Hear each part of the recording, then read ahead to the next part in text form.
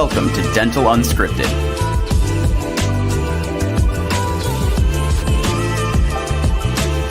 Where Mike Dinzio and Paula Quinn break down the practice ownership journey, one episode at a time.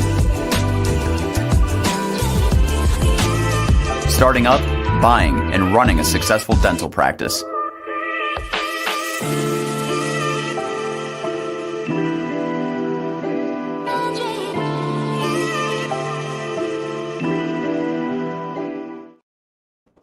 What up, guys? Welcome back to another episode of Dental Unscripted. My name is Mike Dinzio, and we got Paula Quinn, the co-host of the program. We're here kicking off another episode about marketing and Google Ads. And I'm not sure where the conversation is going to go. It's totally unscripted per usual, but we've got a fantastic guest today. We're excited to interview. I'm just going to get right into it because this is going to be a pretty rich conversation, and it's stuff that I think about all the time. It's stuff that our clients think about all the time, and so I think it makes sense to just get into it. So today we're interviewing Cisco, owner founder of Digital Rain. If you're watching on YouTube, he's the one that said this. By his grays and his beard, he's been around for a minute, so he is experienced. He's seen a lot of things over the years, and I'm excited to get into that big brain of his. So welcome to the show, Cisco. Tell us a little bit about your company and, you know, what you do and how you do it for dentists. Well, thanks, Michael. I appreciate that. And I do also see a few grays in your beard as well. So right. Paula, you're good. We do specialize in Google Ads as well as the landing pages that accompany those, and have been working in Google, specifically working with Google Ads for about 16 or 17 years now, across several different verticals, legal and dental, because, you know, go big or go home. They're two very competitive vertical markets for Google Ads. They're expensive because the value that they bring is tremendous if done properly. And so, you know, that's our goal, is to drive positive ROI, you know, for our clients. Totally. I love that, man. So one thing that I'm just kind of thinking, and I'll kick off the first question. Paula's probably rolling her eyes over there, folks, because she knows that I just jump into it. She's got her questions too, I promise, but we'll see if she can get words in today. I don't know if she will. But, you know, like, there's all kinds of ways to spend money in marketing, right? And then the digital frontier today of SEO and ChatGPT. I just heard today that you can actually advertise in ChatGPT, which is pretty cutting edge stuff, which I think kind of sucks, by the way, because the cool thing about ChatGPT is it's supposed to be unbiased and all that. And now they're freaking selling ads, of course. So if that was always the plan, shit, we just all fell right into it for them, right? But okay, so I'm thinking, like, people are big percentage of people are searching ChatGPT, and Google's kind of like, what the hell's going on? So is traditional marketing dead is my first question. And what I mean by that is, like, digital ads is part of that kind of old school marketing thinking. And so I want you to, like, pivot to that. Is it dead? But can you just be really easy? I'm going to throw a softball first and then roll into, is it dead? So what exactly is digital ads? What the hell am I talking about right now? Right. Just break it down for I'm not sure where our audience is. And then, is traditional marketing dead, like digital ads? Go for it. Right. So yes, when we're talking today, we're talking specifically Google Ads. And we're even going to primarily talk about a subset of Google Ads, which are search ads. Search ads are pull marketing. And when I say pull marketing, what that means is they show to people who are actively out seeking that content. Somebody who's literally searched for the thing that's being put in front of them. Billboards are a push ad. TV commercials are a push ad. They're something that are interrupting what you're doing with a message, right? That's different. That's not something you asked for. It's something that is occurring and happening to you outside of your control. So when I'm on Instagram and those ads pop up, that's a push ad. Those are push, right? Because you're not seeking them out. Paula knows what those are. Yeah. Yeah. So, Uh, and those have value. Those have value. Those have a lot of value. They just have different goals and they're different methodology and a different way of quantifying whether they're working or not. Yeah. Whereas pull ads are ads that show when you're seeking something related to that. So if you're searching for, the best dentist near me, just like your organic searches show up, those listings that show up at the top of Google or show up on the page, ads are similar to those. The Google ads are similar to those. And we control where they show up based on a number of factors. So that's kind of the quick breakdown of what we're talking about today. Okay. So excuse me. So is traditional marketing dead with this whole Right. AI content driven marketing push? Well, I mean, there's a part of me that says it would be kind of great if fewer people did advertise with the way that we're talking about today, because Google's an auction. These ads are an auction. And so, if you're the person that's, trying to get a good deal at the auction, the best thing that can happen is nobody else shows up, and you're the only one there in front of all the people that are looking for stuff that you have. That's the best case scenario. So I kind of hope that it lowers the competition. Not seeing it now. There's still billions, hundreds of billions of searches, every day on Google. And certainly, at this point, it's not like no single advertiser can corner the market. So absolutely no, it's not dead. Do I hope the competition goes away a little bit? That'd be great. So you're seeing some trends potentially, or you're not seeing trends Not that, at this point. yeah, but you're watching it. So essentially you're running ads. So how does it work? Right. So like one big pitfall that I get into with our clients is that, okay, I don't need a Cisco. I have a Google account. Oh my gosh. Right. I don't need a Cisco. I have a Google account. I'll make my own ads. And I'll make my own ads, and I can call Google. And folks, don't do this just because I'm telling you that this is possible. But you can literally call Google and they will help you set up an ad. And you're thinking that, oh, well, why wouldn't I hire Google to do this? Right. Because they know Google. They're going to know better than Cisco is probably what they're thinking. Yeah. Why am I paying $500 a month, $1,000 a month, whatever that is, for them to manage this when I can? Bingo. That makes perfect sense. Yeah, and that's a great point. So are you familiar with the Dunning-Kruger effect, which is basically the less you know about something, the more you think you're an expert in it, because you don't know the details, right?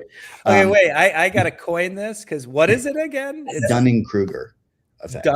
Dunning. Right. So it was a paper. It was published in 98, I think, that the reason why sometimes people are like, I'll just go do it myself. It's because you don't realize how much you need to know in order to make it effective. Like it's that fallacy of logic in a sense.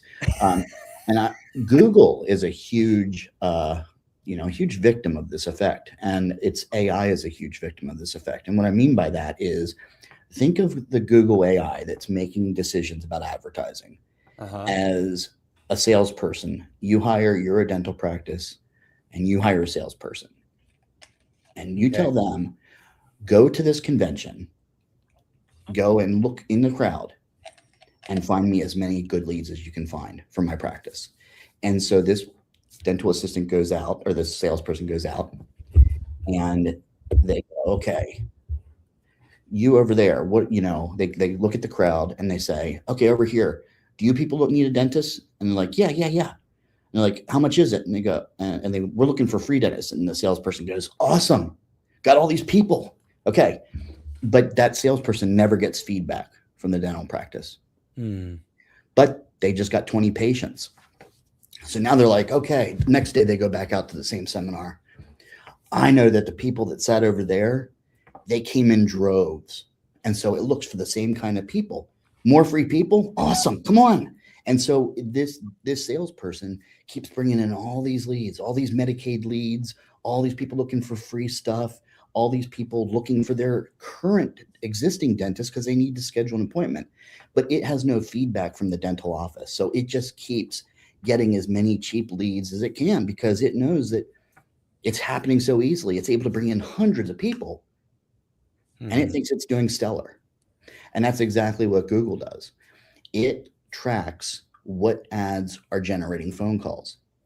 What it doesn't know is that 100 of those phone calls out of 105 were people calling to book an appointment for their kids, and they were looking for their dentist, not for you. It also doesn't know that the majority of those people were on Medicaid, which you don't accept, or that they saw an ad or heard somewhere a scam about free dental implants as part of a grant study, and so they put that in, and your ad when they clicked it. They don't know any of that. Google doesn't know any of that. Google is fantastic when it has information, when it has results, and that's exactly what Google gets from e-commerce. It tracks and knows that this ad generated, $20,000, and here's what it cost.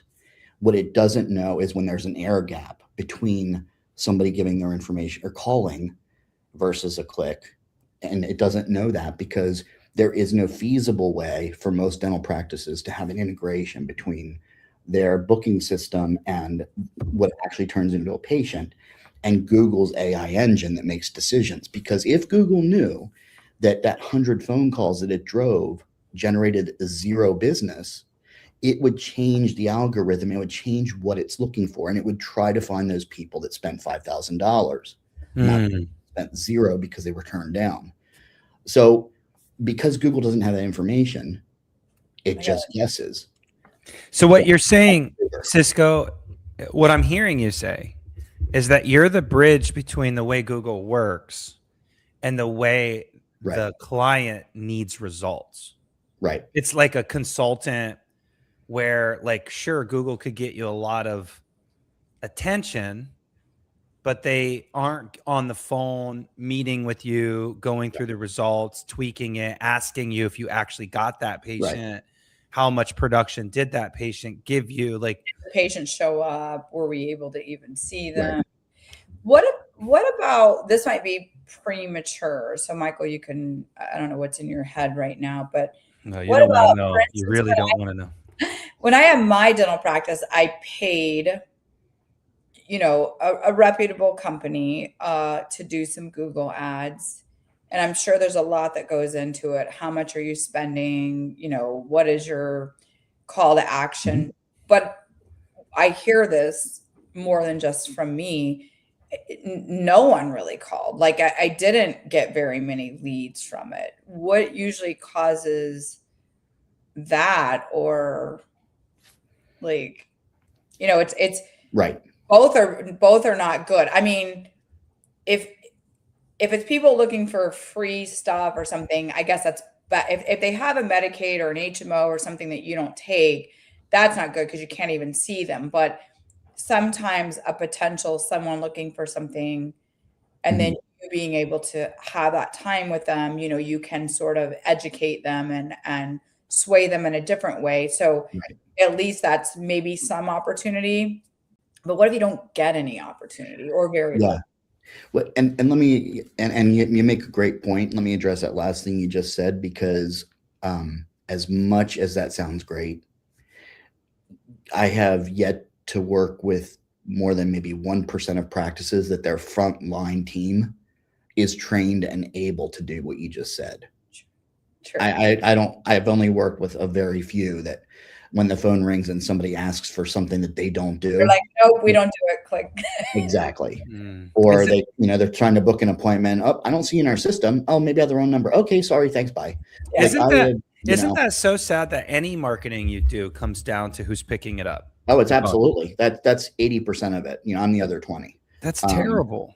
Yeah, and in many cases, it's like, please let's not even do anything. Don't even start. If your phone system isn't working the way it is now, it's certainly not going to work when we start sending you people who know nothing about you. It's funny, we do talk about that, Cisco. Before Michael and I work with our clients on marketing, we usually say first we've got to get them the front, the ability to answer the phone, and no fault of theirs, right? They got they either learn from somebody else or they're new, and it's like they didn't go to school for patient how to close, how to close, Right. it's a big miss in dental all the way around. Totally. But okay, sorry. That's okay.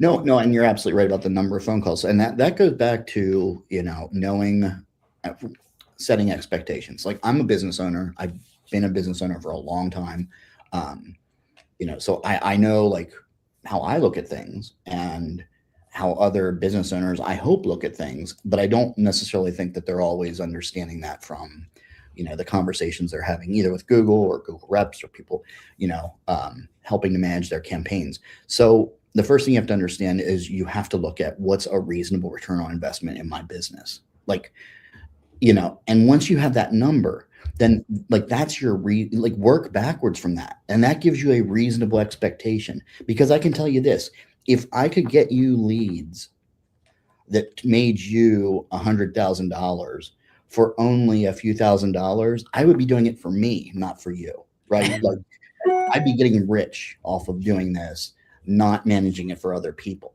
So there's no cheat code. Like, it's there. The way to do it is to do it correctly, but also to start with reasonable expectations. If you're going to make $30,000 off of doing dental implants, you're not going to spend $500 to get that patient.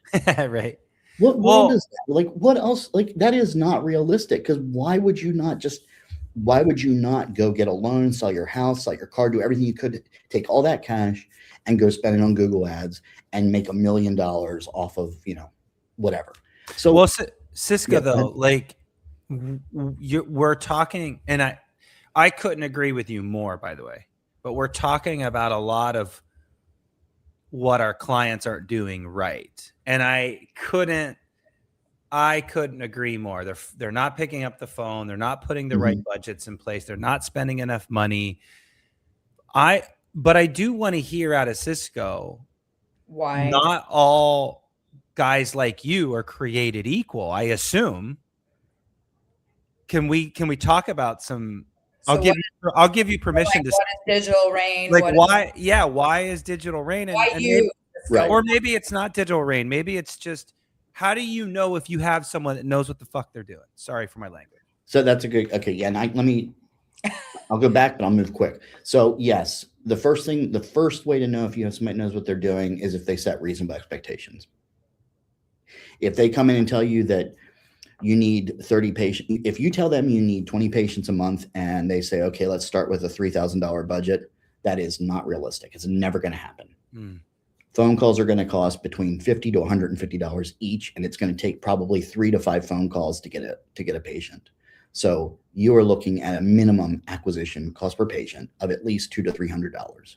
So at best, on a $3,000 budget, at best, you might get 10 patients. 15 patients, maybe. And which is by the way, the average that I see is about 10 to 15 from ad spend. But those budgets range, right, depending on complexity of the market and all that stuff, which you're probably going to get into. And if you have $3,000 and it's $100 a phone call and you're advertising 20 days a week, 20 days a month, that's about 1.2 calls per day. Like, you're never going to be able to go in and be like, hey, do we get more calls today because of our Google ad? It's 1 call a day additional. Now, hopefully those calls turn into patients, so it's a great thing, but it's 1 call. Like, how would you ever be able to capture that, whether it feels busy or not? You could spend $100,000 and barely tell a difference in the actual number of phone calls you get. It's then the balance, it's on the back end that you experience the benefit. But yeah, so the first thing is just somebody who knows the reality is that, not every call is going to be good. Like I said, 1 in 3, 1 in 5, it really depends on the practice and what you're advertising. Like I said, implants is something, and my brain just started spinning because I hear this number a lot. Someone's spending $500, they're getting like maybe 2 calls a month. Is that what you're saying? maybe 5 calls a month. Okay. That's 100% right, Paula, because people just think that they can do 1 mail drop, $500 in Google ads. It's like, bro, that's not how this works. You got to flood the market, track it, which we're going to get to. And back down if you can or not. Okay. Because there's what we in the funnel from Google Ads to a case. We have a few different metrics. One is the top of the funnel, right? So let's say it's dental and it costs you $10 per click. Everybody who clicks your ad, you pay $10 for. That's pretty cheap. That's like for general dental. It is $10 is cheap. Okay. So cheap. Every click, here's $10. Yeah. Okay. Right. And average and we do better than average, fortunately, but average conversion rate, the number of people who click versus call, average probably about 5%. 5% call. Click. Oh, call. 5% of the people who click actually call you. So do they accidentally hit it, or are they just checking it out? These are people that actually click your ad, look at your page, and then call you. Then they're like, you said 5%. 5% is about average. So So try to do math, and I was just doing fractions and percentages with Charlotte last night, and now here I am on a podcast, not able to roll it back. So how many call Charlotte clicks? How many $10 do I have to spend to get that call? So usually I would say we usually do it. We're usually north of 10%, sometimes as high as 20%. So using that's a little bit easier math. So that would be 10 clicks would get you one phone call. There you go. $10 a click. That's $100. Which is $100. Okay. And I always say a new patient acquisition cost is around $200. So that he said 2 to 3 a minute. But he's saying $100. I say 200, which gives you a buffer. 200 with him. No. There's one more level. That's a call. That's a call. It takes 3 calls.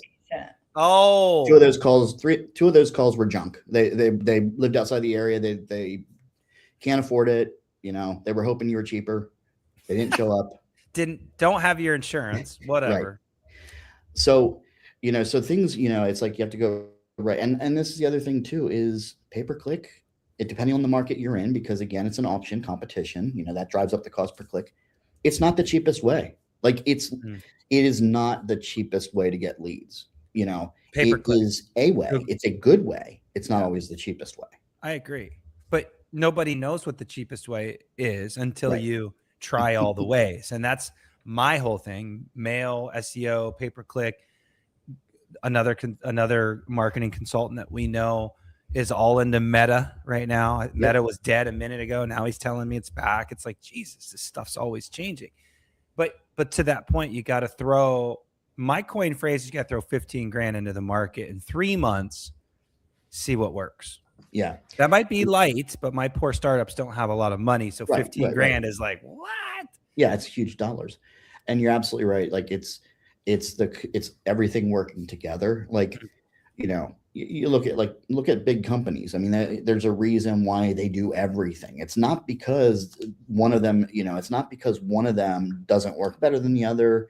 There's a reason why, McDonald's is online, why it's in ads, why it's in radio, why it's in all. It's because all these things work together. So whenever I work with a client who has a strong brand in the market, let's say they've been, like in the legal space and, TV and more things, but when they have a strong brand, their cost per acquisition might be a third, might be a quarter of somebody who has no brand, because somebody will Google, they'll Google best dentist near me.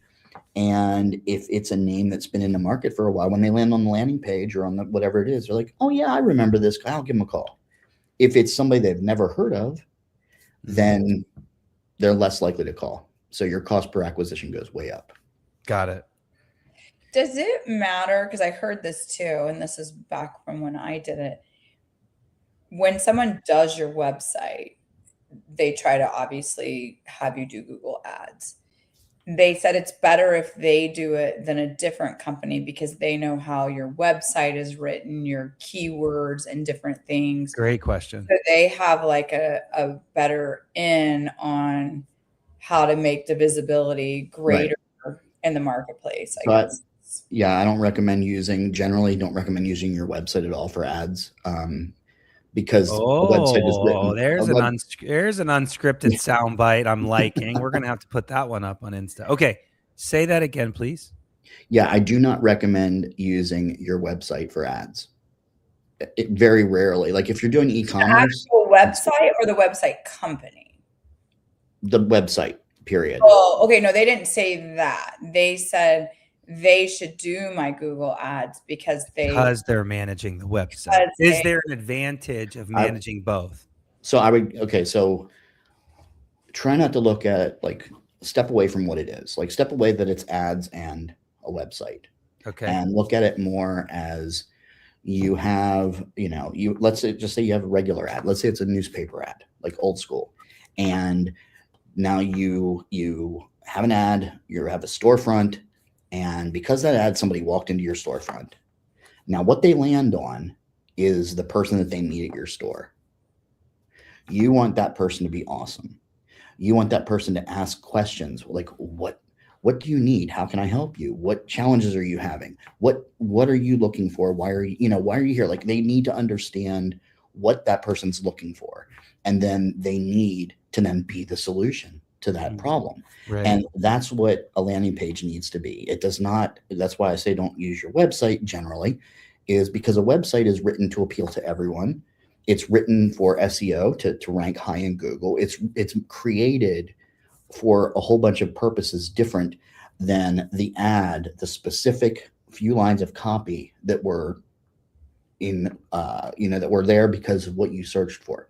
So if you searched for, dentist near me, a whitening special, you want to land on an internal page that says whitening special. Exactly. I hope our marketing guy is listening because I've been saying this for 3 months now. So maybe he'll listen to you instead of me.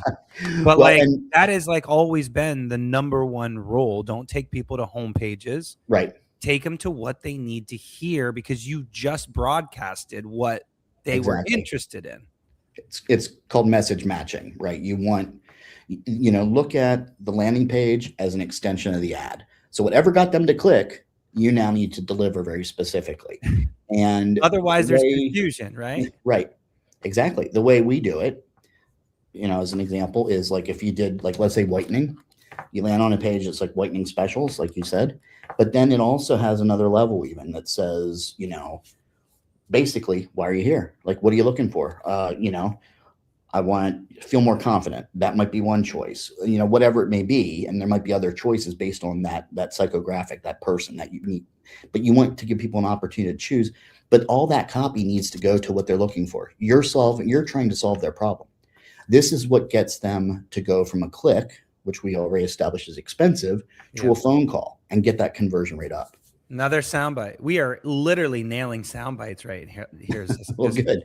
So there is a psychology, and I always tell my clients, like when I went to marketing school, it wasn't about sexy ads and logos. It was about statistics and psychology. It was what gets people to actually do the shit we want them to do. And that literally feels like a psychology major and a mathematician scrambled into one.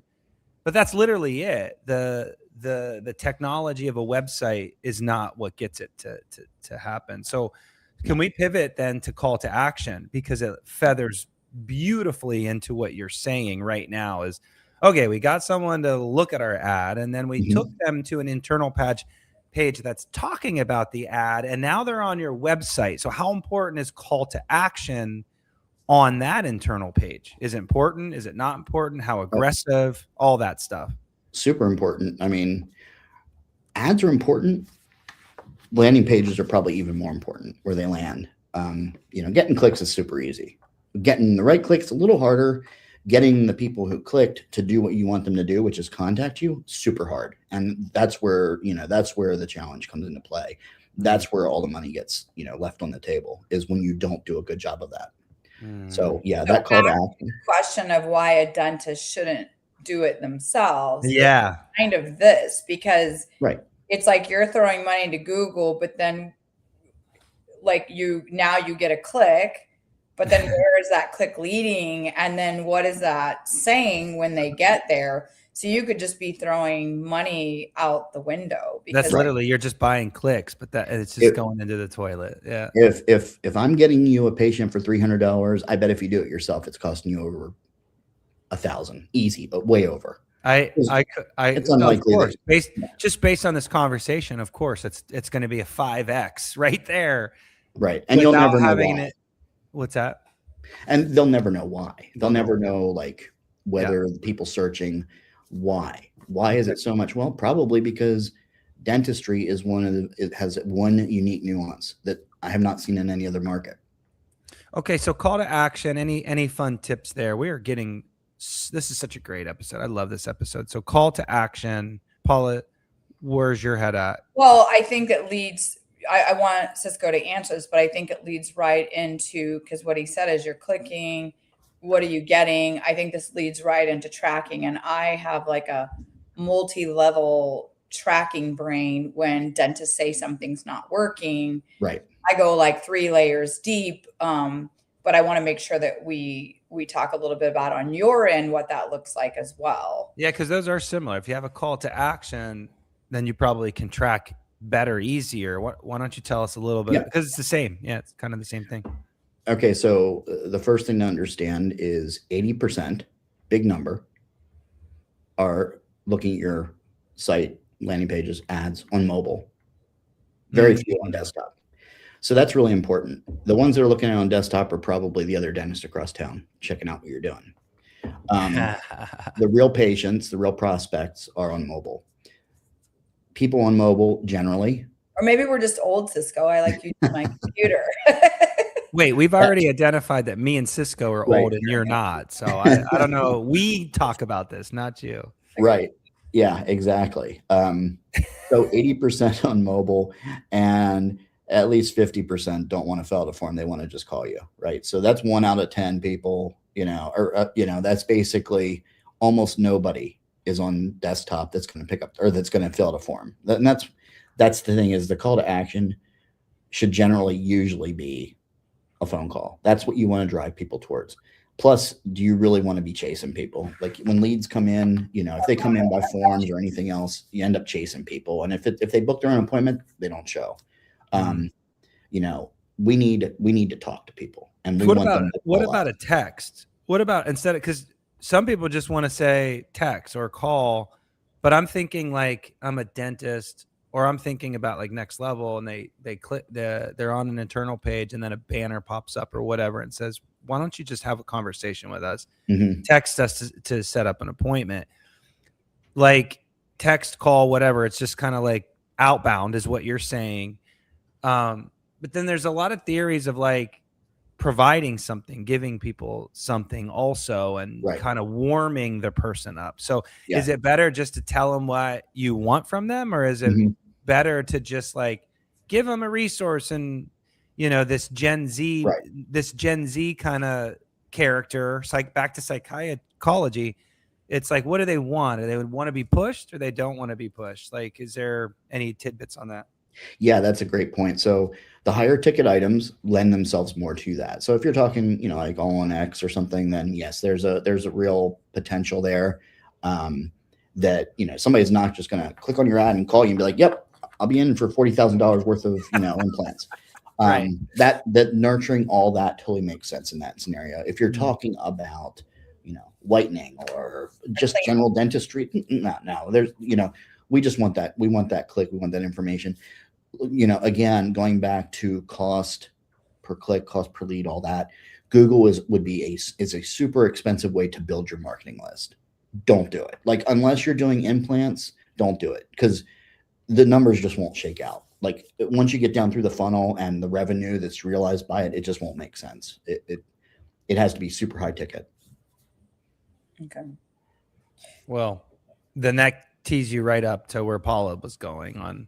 Okay, so how, and I know where she's at, because she takes so many calls from our clients about the front office and all of their pains and struggles and systems up front. I have the other side of it, is looking at ROI on the marketing spend, and Paula's trying to get the front office to actually track this stuff and ask questions. Put in where did you get it? Where did you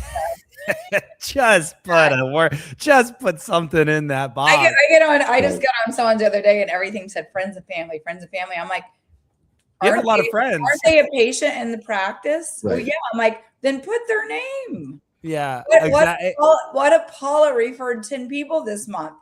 Don't we want to thank her? Don't we want to like acknowledge? It's like this office has a lot of family. Yeah. Like it shouldn't even be combo. There should be no family. It should just be the person's name. But Cisco, to that point, that like all of our clients put Google as a referral source, and it's like that tells me apps. What did I just say? Did you say Google Woo? Google Woo is yeah. Google, Right. like what it has on this was.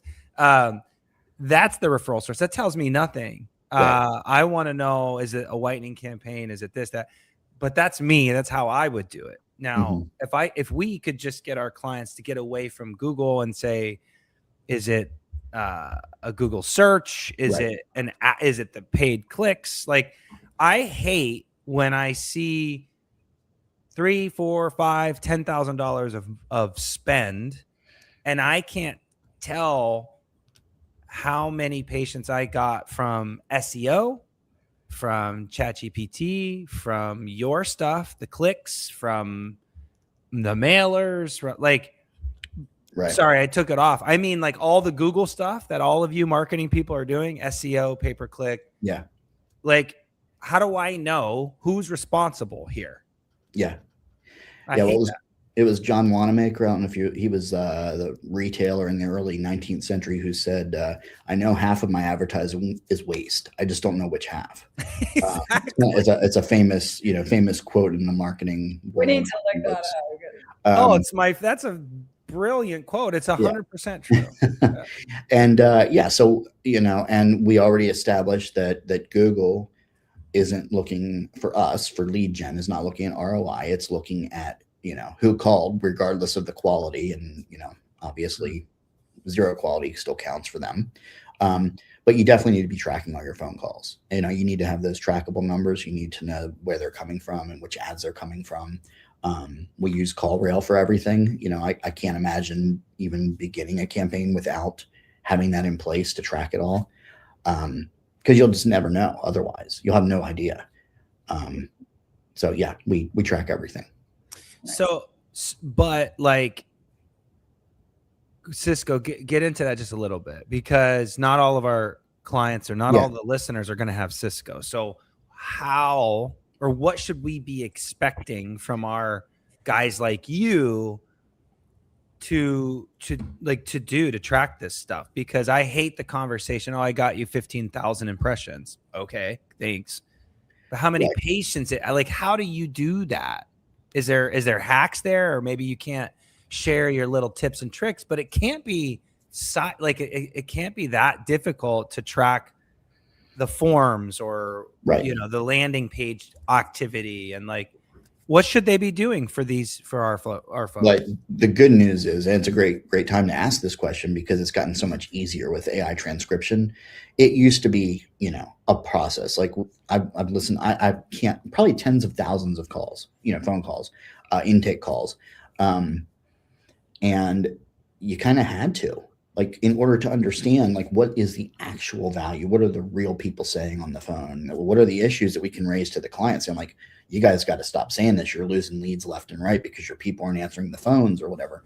But yeah, you've got to have that qualitative data, and the way to get that is, like I said, you just have to listen to it. Now you can review the call transcripts. So you can export those out of CallRail, and you can see exactly what the transcript of a call or all your calls has been. And you can see that they all came from Google Ads. So if you got that 20 calls for your, $3,000 or whatever it was, you should see what those 20 calls were. So is that because you're using different phone numbers for your stuff? Exactly. So you know specifically how many people are calling my ad because of a different phone number. Okay. Right. Well, that's solid. Do you believe in offering something different in all of your marketing mix, so that, for example, I'm going to give you a Netflix $30 gift card on all of Cisco's stuff, but I'm going to give a $30 Amazon card for my print mail, and I'm going to get, like, do you believe in mixing up the promo so that when someone walks in, it's fail safe also? Is there any methodology there other than just the phone? Is there anything else other than CallRail that can help you track this? That's what my question is. Right. That's a good question. Yeah, I think that's a fantastic idea when you're talking about promos. It's not something that we typically do in our Google ads, but it's But the definitely a good promo idea. can also just be the call to action, like a $59 whitening, a free whitening. Right. Just making sure that when you're tracking, Yeah. do you do different when you do a separate promo? So like, let's say you run an ad for me and today we decide to do whitening. I don't know why we keep talking about whitening, but I'll tell you why, because no, I don't want to know why. you want to know this. MVP Mail said their number one promo was stupid whitening out of 10 million mailers. So dumb. Just FYI. Sorry. Go ahead. I don't even know what I was going to say now. Yes, you do. What were you going to say? I don't. It had something to do with promos. It was with the promos. Well, promos matter though. Promos. Promo actually. Well, I know what I was going to say. So if today we're doing a whitening promo, $59 whitening, and then next month we're doing 500 off aligners, do you put so that they don't just put Cisco, do you specifically tell them, okay, now we're switching ads, make your referral source something different? Because that's what I'm really big on, because I want to know what promo did best. See, this is why Paula is a genius, because I like that. It's what realistically we could go month to month and see, but if we forget what ad we did, we'd have to call you. We could. So a great way. So first of all, this goes back to not using your website, right? Using landing pages. They're only visible to people that visited through your ads. So this is a great example too. I generally don't use promos in the Google ad. Like, I don't want you to call thinking you're getting stuff cheap. I want you to call because this is what you really want. Then I want to surprise you when you land on the landing page with a great offer for that. But does that offer I guess what I'm saying is, okay, so your ad, you're doing one part of it. You're getting someone to call me or getting someone to go to my landing page. Mm-hmm. And now once they go to my landing page, they're going to reach out, hopefully. So you get the call. Tracking that, the actual promo. What promo made them call? I think in the practice management software, that has to change. Mm-hmm. I don't want it just to be, is Digital Rain working? Right. I want to know, how are they working best? Was it when I ran my whitening ad, or was it when I ran my 500 aligner ad? And it's hard enough to get the front. It's great that you can go back and look for me. But number one, as a dentist, I'm probably never calling. I'm only going to call you when it's not working. It's not working. I'm quitting. It's not working. Right. I'm just going to jump in and say that's next level. Like Cisco would agree. Number one, just tracking if Digital Rain's working is hell. I'll take that. But taking it to another level and tracking Digital Rain whitening, Digital Rain free toothbrush, whatever, like that's next level, because now you're tracking promotions. And let me address that, because we do that part, but it may not be exactly what you're thinking, but I just want to address it. So we don't have a whole lot of time left, but I do want to go over this quickly, which is, we don't always know what message is going to resonate best. Even if it's whitening, let's talk about promotions. What we almost always do is split test the landing page. So one page may have one offer, the other page has a different offer. Ooh. Send 50% of the traffic to one, 50% to the other, and then see which one drives phone calls. Then when we find one that wins, we create another variation of it using, say, different language or a different photo or whatever it may be, and put those. And we usually do 50-50, but we can also split it out into multivariate and different versions. But we're always testing what drove those most conversions. Cisco, you've been holding out the entire episode. That's some next level stuff right there. That's what I love. That's amazing. So your company should be thinking about exactly what he just said, and that is the difference maker of a Cisco and a Google consultant. Not only creating landing pages, but also testing which one's getting the higher conversions. That's it. That's the money maker. We don't have a lot of time, but Dan threw out, it's kind of a great segue. is great conversation. What do you think about having a hard sell, giveaway, free resources? It plays right into what we're talking about. And my opinion is you spend the money to get the recognition, to get the awareness. The promotion gets them to call. Like you can do, we talk about it with mail all the time. Just putting a mailer out saying, hey, I'm Sweet Tooth Dental Office nearby. Come see us. Okay, thanks for sending me a postcard that says welcome me. Or you could do, hey, I'm Sweet Tooth Dental, and I've got these 3 opportunities for you if you want to try us out. That's always going to do better than just, hey, I'm here. Do you agree? Promotions are strong. So you have to pay, you have to spend money on Cisco, you have to spend money on Google, the clicks, and then you got to spend money on promotions. And if you're not doing that part, I find that your results are less. Is that the same with your statistics too?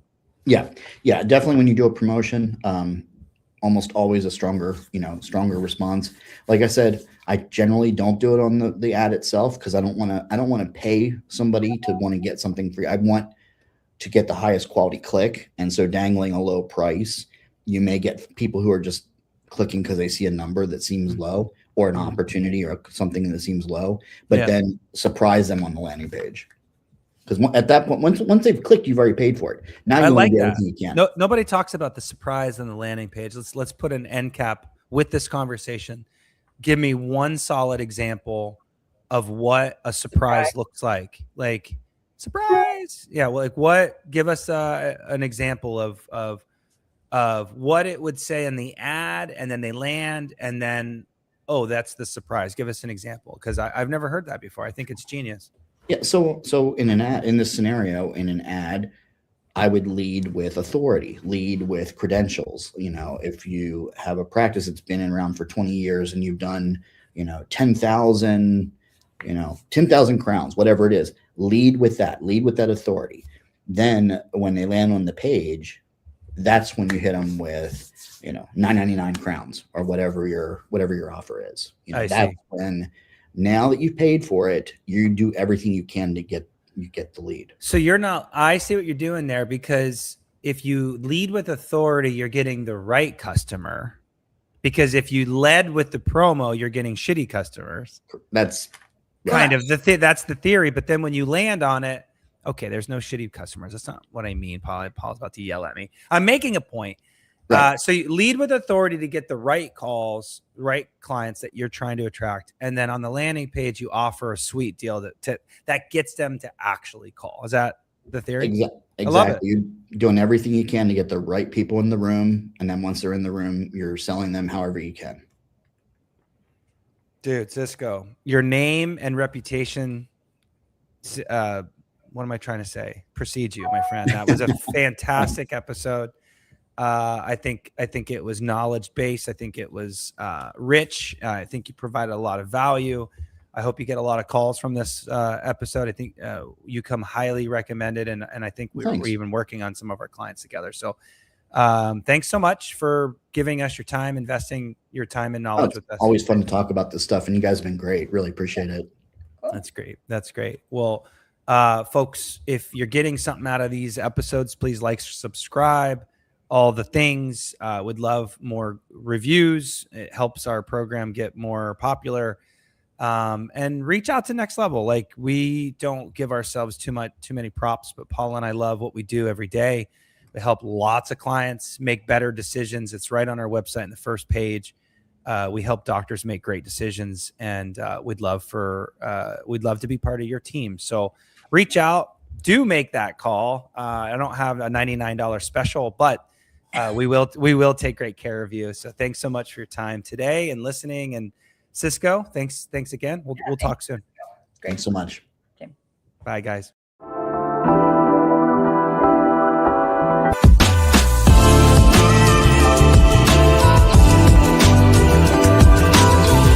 Thanks for listening. Let us know how you like the show. Rate us on Apple and Spotify. Subscribe and follow for more.